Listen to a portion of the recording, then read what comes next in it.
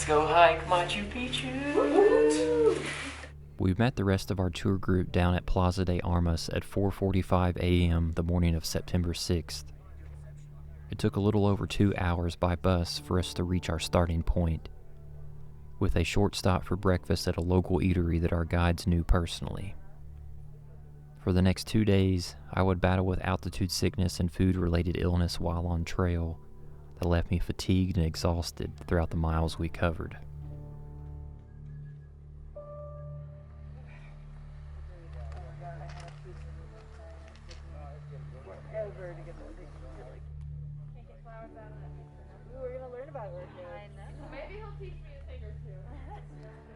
Our shuttle ended at Piscacucho, also known as KM82 in Peru, which is the place where the Inca Trail to Machu Picchu begins. We booked our trip through the company Evolution Treks. We chose them very deliberately, for they are a sustainable tour operator that focuses on fair trade travel. They are a worker-owned company, a co-op made of cooks, porters, and guides, both men and women. They are the only Peruvian tour company that hires female porters and female tour guides, and the only company operating tours on the Inca Trail that supplies their porters with sleeping bags, sleeping pads, and proper camping tents. We were grateful to see such equitable treatment to these people whose job requires so much effort physically.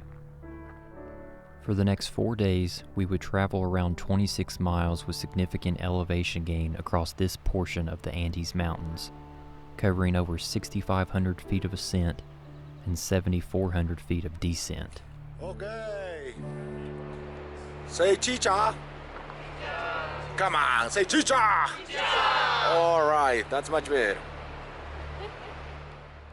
This first day on trail had us walking along and eventually crossing the Urubamba River, one of the most important tributaries of the Amazon River. The Incans considered the Urubamba River a sacred reflection of the Milky Way. The upper Urubamba Valley features a high population and extensive irrigation works, and a number of ruins of the Inca Empire that lie in this sacred valley.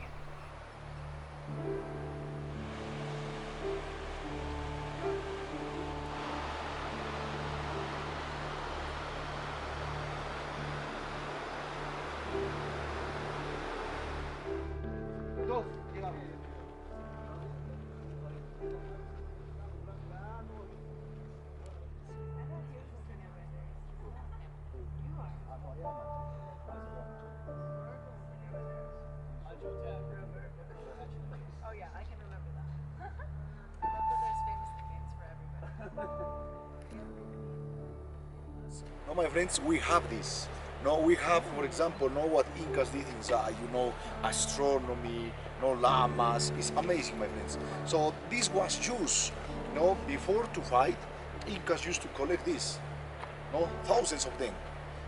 Have you watched the movie The Dark Knight? Yes. Batman? Wow, it's so serious. No?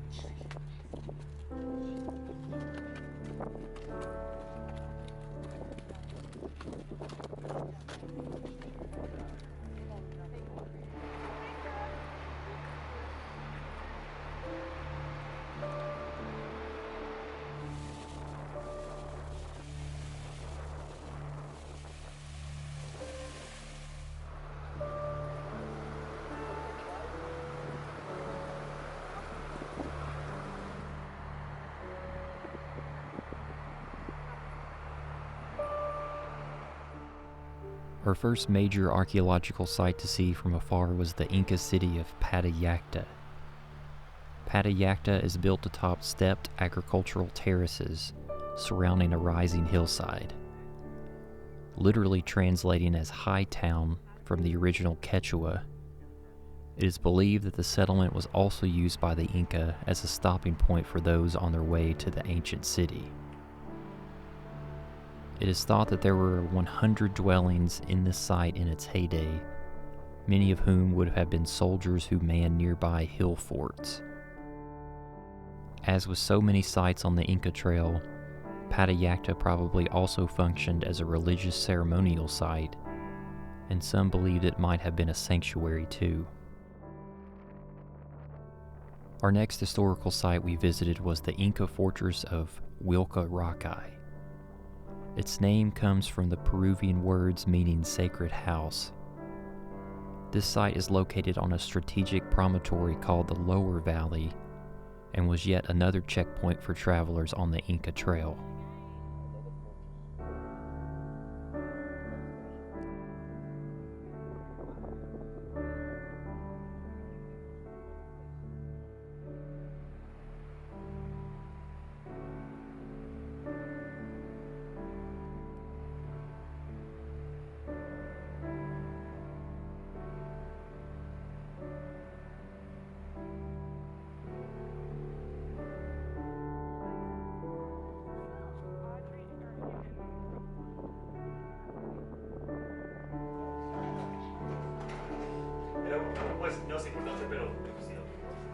This is, guys, the amazing Pico de Gallo.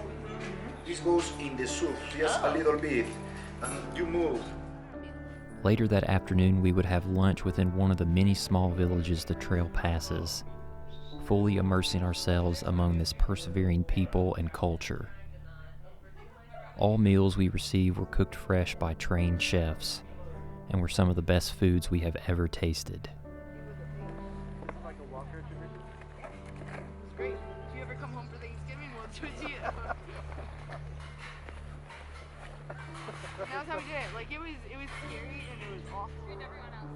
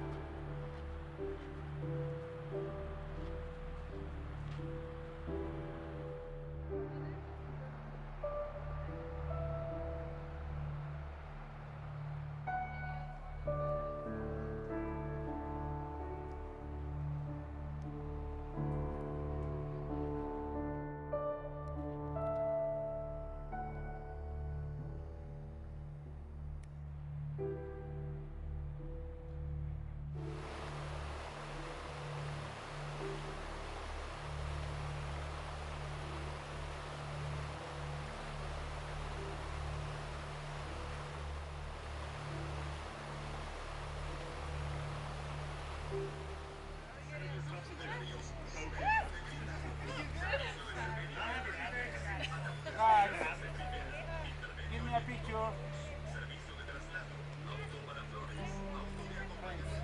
Now,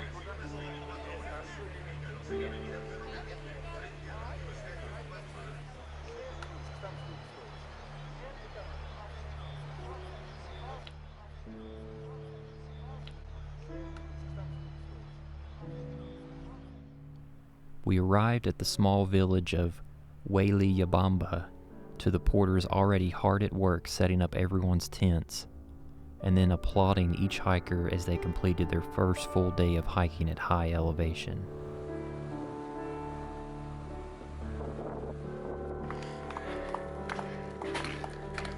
Oh, thank you.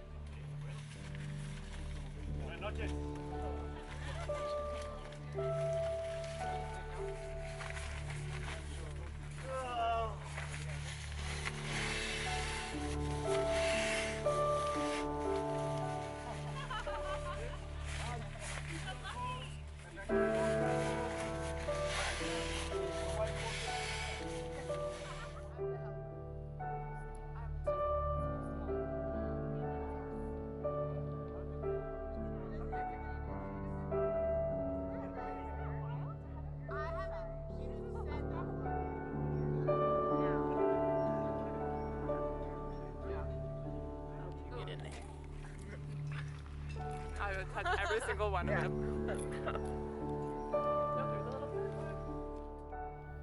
Our evening was capped off by more exquisite food and relaxing with the snow-capped peak of the largest mountain in the Urubamba range, Wayllabamba, also known as Mount Veronica, towering behind us at 19,226 feet.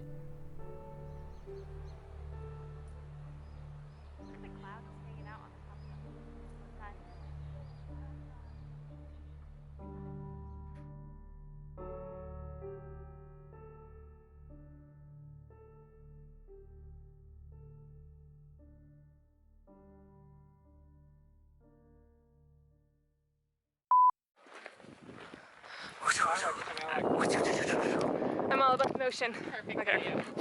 She's an art. That bacteria parasite on the cactus that makes paint is called cochinilla. Jordan, would it bother you too much if I blew my nose?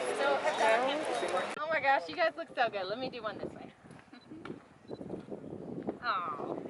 Talk about passion fruit being used in the Incas for ceviche and marinating fish with when they're still green because it's sour and it marinates it like lemon or lime. Ya, listo, ahora cómo se apaga esto. Eso nada más dice. No necesitas video. Tú solamente agarra nomás y solo tiro. Yeah, I made a Thank you, video. thank you.